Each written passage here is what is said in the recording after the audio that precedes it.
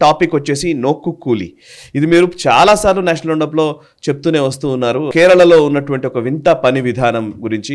నిజానికి ఇది కార్మికులకు ఏదో వాళ్ళ హక్కుల్ని పరిరక్షించడం కాస్త వాళ్ళని ఇంకా సోమరిపోతులు చేయడానికి, వాళ్ళకి ఈజీగా మనీ ఇవ్వడానికి ఒక రాజమార్గం వేసినట్టుగా ఇట్లాంటి పద్ధతులు ఉన్నాయి.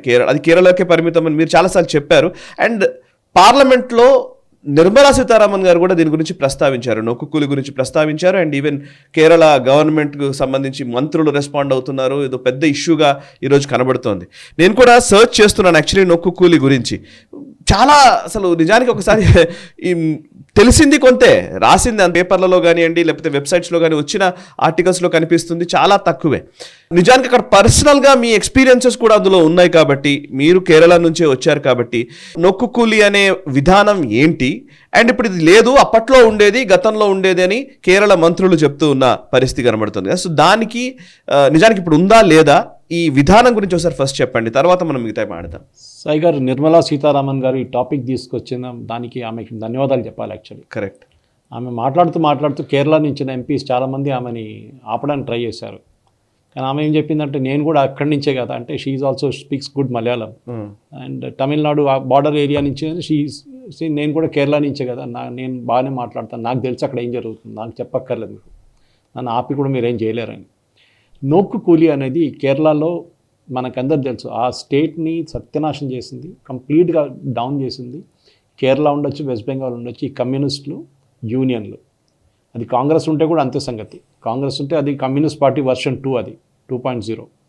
సో వీళ్ళిద్దరు కలిసి ఆ స్టేట్ని మొత్తం గాడ్ జోన్ కంట్రీని డెవిల్ జోన్ కంట్రీ చేసేసారు కంప్లీట్గా. సాయి గారు, సింపుల్ చెప్తాను మీకు. ఒక నోక్కు కూలీ పక్కన పెడతా, ఇప్పుడు we'll come to that topic. నోక్కు కూలీ కన్నా పెద్ద తలకనపు ఇంకోటి ఉంది, హెడ్ లోడ్ వర్కర్స్ అంటారు, చెముట్టు తోడలాలి అంటారు. అంటే బేసిక్లీ పైన ఏదైనా సంచి చేసుకొని తీసుకున్న మనిషి చెముట్టు తోడలాలి అంటే వర్కర్, ఒక హమాలి లాగా. చెముట్టు అంటే ద వెయిట్ ద బ్యాగ్ని మోసేసి. వీళ్ళు ఎవ్రీ విలేజ్లో ఉంటారు సాయి గారు కేరళలో. ఎవ్రీ విలేజ్, ప్రతి విలేజ్లో, నేను డిస్ట్రిక్ట్ హెడ్ క్వార్టర్స్ కాదు, మండల్ హెడ్ క్వార్టర్స్ కాదు, టౌన్లు కాదు, విలేజ్ కాదు, ఎవ్రీ చిన్న చిన్న విలేజ్లో కూడా వీళ్ళు ఉంటారు. ఒక 5 మంది 6 మంది ఉంటారు. ట్రెడిషనల్ డ్రెస్, ఒక బ్లూ కలర్ షర్ట్ వేసుకుంటారు, ఒక ఆరెంజ్ కలర్ ముండు వేసుకుంటారు, తల మీద ఒక రెడ్ కలర్ ఒక హెడ్ లోడ్ వర్కర్స్ ఉంటుంది కదా, కట్టేసుకుని రెడీగా ఉంటారు. వీళ్ళు రోజంతా ఒక క్రాస్ రోడ్ దగ్గర కూర్చుంటారు. విలేజ్లో క్రాస్ రోడ్, మన దగ్గర తెలుసు చిన్న కొట్టు ఉంటుంది, అక్కడ ఒక చాయ్ షాప్ ఉంటుంది, చాలామంది అక్కడ బస్సులో వచ్చి ఆగుతుంది అంతా, అక్కడ కూర్చుంటారు వీళ్ళు. అక్కడి నుంచి సిటీ నుంచి వచ్చే కానీ ఇక్కడి నుంచి వచ్చే కానీ ఆ ఎంట్రీ పాయింట్ అది అనమాట. అక్కడ కూర్చొని వీళ్ళు ఏం చూస్తారంటే, ఏ బండి వస్తుంది చూస్తుంటారు రోజంతా. ఓకే, ఇప్పుడు ఒక డీసీఎం వచ్చింది, దాంట్లో 2 అల్మార్లు ఉన్నాయి, ఏదో కొన్ని ఫర్నిచర్ ఉంది. ఇమ్మీడియట్గా ఒక్కడైతే వాడు ఆపుతాడు, డ్రైవర్ భయం ఉంది, అక్కడ ఆపేసి వీళ్ళు చెప్తారు, నేను ఇంటికి తీసుకెళ్తున్నా అని చెప్తారు. చెప్పకుంటే వాడు ఎంట పడతారు, వీళ్ళు బైక్ మీద వెళ్తారు. వెళ్ళి ఎక్కడికి వెళ్తారు చూసి అక్కడ వెళ్ళి దిగి ఓనర్ దగ్గర చెప్తారు, ఏముంది ఇంట్లో, 2 అల్మార్లు ఉన్నాయి, 4 సోఫాలు ఉన్నాయి, ఎంత, ఒక 10,000 రూపాయలు అంటారు దింపడానికి, లోపల పెట్టడానికి. ఓనర్ అంటాడు, దీని విలువ కూడా 1,00,000 రూపాయలు కూడా లేదు, మీరు 10,000 రూపాయలు ఏంటి అడుగుతున్నారు సార్, ఏదో 2,000 అంటే ఒక మాట, మీరు వాపస్ కావాలంటే తీసుకెళ్ళిపోండి, ఇది ఇక్కడ దింపరు, అంతే. ఇక్కడ దింపాలంటే మీరు దింపండి, మీ వైఫ్ని తీసుకురండి, మీ పిల్లల్ని తీసుకురండి, ఆ డ్రైవర్ కానీ మీ ఇంట్లో పనిచేసేటోళ్ళు ఎవరు దింపకూడదు. ఇది rule, official Kerala government rule ఇది. చెప్పండి సాయి గారు, రేపు మీకు ఉద్యోగం వచ్చింది అనుకోండి కేరళలో, మీరు వెళ్ళారు కానీ ఎవరికి ఉద్యోగం వచ్చిన తర్వాత వాళ్ళు ఇక్కడ నుంచి ఫర్నిచర్ తీసుకెళ్తారు హైదరాబాద్ నుంచి, లేకుంటే వాళ్ళ ఇంటికి సామాన్ అంతా పార్సల్లో పంపిస్తారు. మీరు కట్టాల్సిన డబ్బులు ఇది దాంట్లో. కానీ ప్యాకర్స్ అని మూడు చెప్పాడు మీకు, వాడు ఒక ఫుల్ అమౌంట్ తీసుకుంటాడు, కానీ దీంట్లో ఉన్న డబ్బులు ఇది. ఇది చిన్న ఎగ్జాంపుల్ ఇచ్చాను మీకు. ఇది అన్నిటికీ ఇంతే. ఫర్నిచర్ ఉండొచ్చు, ఇటుకలు తీసుకొచ్చిన ఇంటికి, మీరు కడుతున్న ఇంటికి ఇటుకలు వస్తాయి, శాండ్ వస్తుంది, ఇసుకలు వస్తాయి, సిమెంట్ వస్తుంది, దాన్ని దింపడానికి వీళ్ళు డబ్బులు తీసుకుంటారు. సిమెంట్ దింపడానికి మనుషులు ఉంటారు, కానీ వాళ్ళు దింపుకోవచ్చు, నో ప్రాబ్లం, కానీ డబ్బులు వీళ్ళకి ఇవ్వాలి, ఇది ప్రాబ్లం. సో ఈ నోక్కు కూలీ కాన్సెప్ట్ కూడా అట్లనే వచ్చింది సాయి గారు. ఈ నోక్కు కూలీ, సో హెడ్ లోడ్ వర్కర్స్ అయితే ఒక మాఫియా కేరళ, వాళ్ళని ఎవ్వరు ఏం చేయలేరు. సుప్రీంకోర్టు కూడా అక్కడ దాకా వెళ్ళిన కేసు ఇది, వాళ్ళు కూడా ఏం చేయలేకపోయారు. అంతా రూలింగ్ అంతా ఇచ్చారు కానీ ఎవరు ఇంప్లిమెంట్ చేయరు కేరళలో. ఆ మాఫియా చేతిలో ఉంది కంప్లీట్గా. దానికోసం కేరళలో ఎవరు ఇండస్ట్రీ పెట్టరు. పెట్టిన 2-3 రీసెంట్లీ లాస్ట్ 1.5 ఇయర్స్లో ఒక 5-6 మంది సూసైడ్ కూడా చేసుకున్నారు ఇండస్ట్రియలిస్ట్. చిన్న పెద్ద ఇండస్ట్రీస్ కాదు. ఒక ఆయన కన్వెన్షన్ సెంటర్ స్టార్ట్ చేశారు, ఆయన కన్వెన్షన్ సెంటర్స్ నేషనల్ హైవే దాకా స్పేస్ ఇవ్వలేదని చెప్పి అక్కడ మున్సిపల్ కార్పొరేషన్ వాళ్ళే ఆయన్ని పదే అని తిప్పారు లైసెన్స్ ఇవ్వడానికి. ఆయన పాపం ఎన్ఆర్ఐ కష్టపడి ఏదో 20 సంవత్సరాలు దుబాయ్లో పనిచేసి కష్టపడి తీసుకొచ్చిన డబ్బులతోనే కన్వెన్షన్ సెంటర్ కట్టారు, వాళ్ళ టౌన్లోనే కట్టారు, అందరికి పనికి వస్తుంది కదా అని చెప్పి ఒక వెడ్డింగ్ హాల్ అంతా కలిపి. లాస్ట్ అతను సూసైడ్ చేసుకున్నాడు. సూసైడ్ చేసిన రోజు ఇంత పెద్ద గొడవ అయినప్పుడు అది ఆ రోజు సాయంత్రం లైసెన్స్ ఇచ్చారు వాళ్ళ వైఫ్కి. ఆలోచించండి. నెక్స్ట్ ఇంకొక ఆయన ఒక మెకానిక్ ఒక ఆటోమొబైల్ రిపేర్ షాప్ పెట్టుకోగానే నెక్స్ట్ డే అక్కడ రెడ్ ఫ్లాగ్ పెట్టేశారు. ఇది ఎవడు కట్టాడు, కట్టినప్పుడు మాకెందుకు చెప్పలేదు, మా వర్కర్స్ని పెట్టుకోవాలి. అది ఇంకోటి, మీరు వర్కర్స్ పెట్టుకోలేరు, వాళ్ళు డిసైడ్ చేస్తారు ఎవరు పని చేస్తారు ఇక్కడ అని చెప్పి. అదేంటి కట్టుకోవడానికి ఉండదు, వాళ్ళు డిసైడ్ చేస్తారు సార్, మీకు అథారిటీ లేదు. ఇది క్యూబానా హంగరీనా పోలాండ్ లాగా అనిపిస్తుంది, మీకు రొమానియా అనిపిస్తుంది. అక్కడ కూడా ఉండదు, ఇది నార్త్ కొరియాలో కూడా ఉండదు, అక్కడ ఉంది. అంత కష్టం సాయి గారు. మా అమ్మగారు ఎప్పుడు చెప్తారు నాదా, నువ్వు ఇక్కడ రాకు కేరళకి, నువ్వు వచ్చేస్తే నీకు పిచ్చి పట్టేస్తుంది. ఎందుకంటే నువ్వు you're use to a certain discipline. Current పోతే ఒకటి కొంచెం టైంలో కరెంట్ వస్తుంది, అట్లా లేదు అక్కడ. ఫోన్ చేస్తాడు, ఏమంటాడు, మీ ఇంట్లో బండి ఉంది కదా బండి పంపించండి అంటాడు, ఒక టూర్ కొట్టేద్దాం అంటాడు, ఎక్కడ లైన్ బండి ఉంటుంది చూద్దామన్నా వెళ్ళరు. ఇక్కడేంటి వాడు పాప మా ఇంటి దగ్గర ఉన్న అల్వాల్ మన రాష్ట్రపతి నిలయం పవర్ స్టేషన్ నుంచి సబ్ స్టేషన్ నుంచి ఒకడు ఆటో వేసుకునో లేకుంటే జీప్ వేసుకొని వస్తాడు, ల్యాడర్ వేసుకొని చూడ్డానికి. ఇక అక్కడ అది లేదు. సో ఈ నోకు కూలి కూడా అక్కడి నుంచి వచ్చిన కాన్సెప్ట్స్ దగ్గర. సో ఇటుక తీసుకొచ్చిన ఏం తీసుకొచ్చినా కానీ మీ ఇంట్లో మీరు దింపలేరు, వాళ్ళే దింపుతారు. ఇటుకకి విలువ ఎంత ఉంటుంది, కానీ వాళ్ళు ఛార్జ్ చేసి దానికి 20% ఛార్జ్ చేస్తారు దింపడానికి. నొక్కు అంటే నోకు కూలి డిఫరెంట్. ఓకే, నోకు కూలి అంటే చూడ్డం, నోకు ఐఎమ్ సీయింగ్ యూ, చూసినందుకు డబ్బులు. నిర్మలా సీతారామన్ గారు ఇచ్చిన కొంతమంది వీడియో చూడలేని వాళ్ళకి నేను కొంచెం ఎగ్జాంపుల్ ఇస్తున్నాను. నిర్మలా సీతారామన్ గారు చెప్పిన ఒక ఎగ్జాంపుల్ నోకు కూలి, చాలా ఎగ్జాంపుల్స్ ఉన్నాయి. ఆమె ఏం చెప్పిందంటే, ఒక బస్ స్టాండ్లో ఒకడు కూర్చున్నాడు, బస్సు వచ్చింది, వాడు పెద్ద 2 సంచులు ఉన్నాయి, కిందకి దింపాలి. అది కిందకి దింపడానికి ఒక వర్కర్ అక్కడ రెడీగా ఉన్నాడు, హెడ్ లోడ్ వర్కర్, మనోడు బ్లూ షర్ట్ రెడ్ లుంగి రెడీగా ఉన్నాడు. వాడు ఎక్కుతాడు పైకి, 100 రూపాయలు అంటాడు, 100 రూపాయలు కిందకి దింపుతాడు, కింద అక్కడ పడేస్తాడు, అయిపోయింది. అక్కడి నుంచి తీసుకురావడం వాడు తలకాయ నొప్పి. మళ్ళీ ఎవరు తీసుకొచ్చారో వాళ్ళు బస్సులో. కానీ పక్కన ఇంకోటి కూర్చొని చూస్తున్నాడు, ఇది communist card holder, communist party, వాడు బ్యాడ్జ్ కూడా కట్టుకుంటాడు ఒకటి. వాడు అంటాడు, సరే వాడు దింపాడు మంచిదే, నాకు కూడా 100 రూపాయలు కావాలంటాడు. ఎందుకురా అంటే, నేను చూశాను కదా వాడు చేస్తున్నది, నేను చూశాను, నాకు డబ్బులు ఇవ్వాలి దానికి. అంటే ఏం లేదు సాయి గారు, అంతే.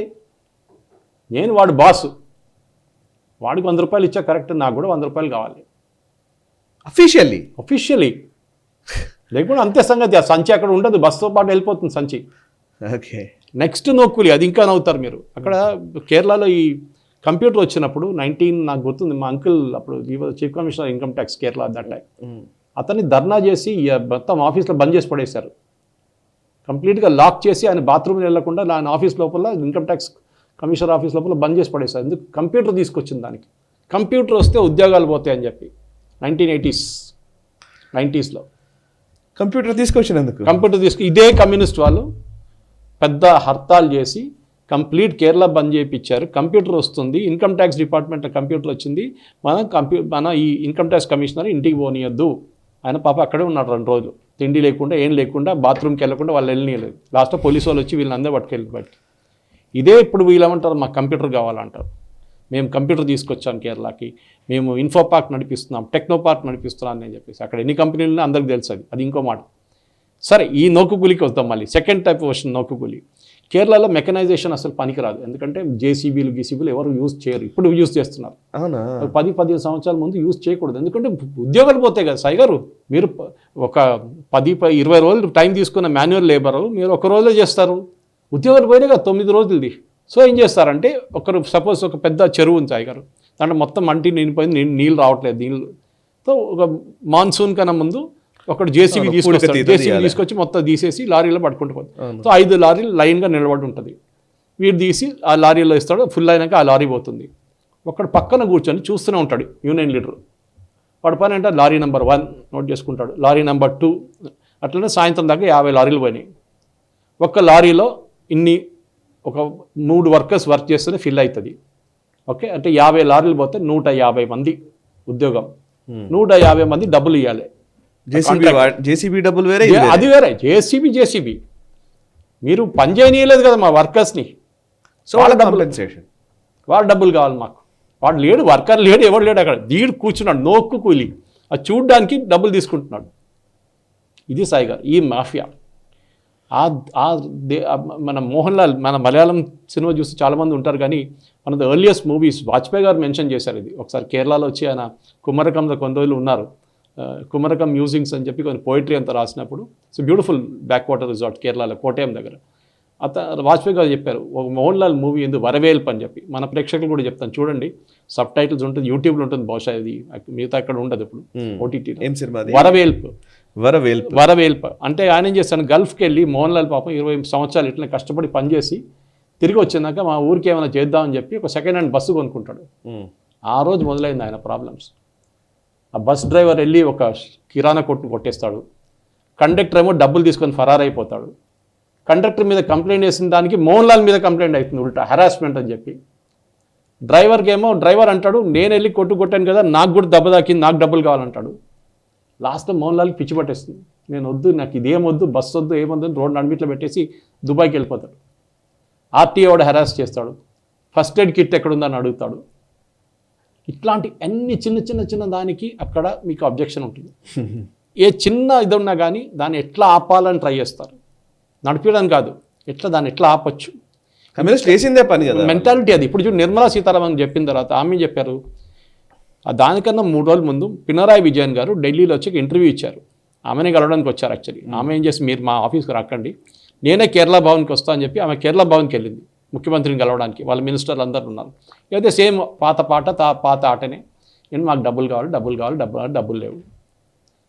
సరే మీ స్టేట్మెంట్ చూపించండి. వాళ్ళు ఎప్పుడు అయినా కేరళ మీరు 100 కోట్లు తీసుకున్న సాయి గారు, ఏ స్టేట్ గవర్నమెంట్ అయినా యూటిలిటీ సర్టిఫికేట్స్ ఇవ్వాలి దానికి. అవును, మీరు ఎట్లా యూటిలైజ్ చేశారు, యూటిలైజేషన్ సర్టిఫికేట్ ఇస్ కంపల్సరీ. వాడుకున్నారు, మేము వీళ్ళకి డబ్బులు ఇచ్చాము, వీళ్ళ సంతకం ఇది అని చెప్పి అకౌంట్స్ డిపార్ట్మెంట్ లేకుంటే ఆడిట్ ఆఫీసర్ ఎవరైనా సైన్ చేసి పంపించరు. మాకు ఇంకా డబ్బులు కావాలంటారు. మీ పాత స్టేట్మెంట్ కాకుండా మాకు సిఏజీ వాళ్ళు పట్టుకుంటారు మమ్మల్ని రేపు. మీరు బేసిక్లీ అకౌంట్ సెటిల్ చేయండి ఫస్ట్. ఈవెన్ చిన్న ఆఫీస్లో కూడా మీరు టూర్కి వెళ్ళి వస్తే సాయి గారు, మీరు అకౌంట్ సెటిల్ చేసిన తర్వాత మీరు నెక్స్ట్ డ్యూ ఇస్తారు, మీది నెక్స్ట్ టూర్కి వెళ్ళి డబ్బులు ఇస్తారు. ఇది అది లేదు. సో ఈ నోకు కూలి ఇట్లాంటి పనులతోని కేరళ మొత్తం దెబ్బతిన్న సాయి గారు. ఈ వీడియో మీకు నచ్చినట్టయితే లైక్ చేయండి, 10 మందికి షేర్ చేయండి, అలాగే కామెంట్ల రూపంలో మీ అభిప్రాయాలను మాతో పంచుకోండి. Nationalist hub group of channels ను సబ్స్క్రైబ్ చేసుకుని తెలుగునాట జాతీయవాద జర్నలిజాన్ని ప్రోత్సహించండి. ఈ వీడియో కింద ఉన్న బెల్ ఐకాన్ పై క్లిక్ చేయడం మర్చిపోవద్దు.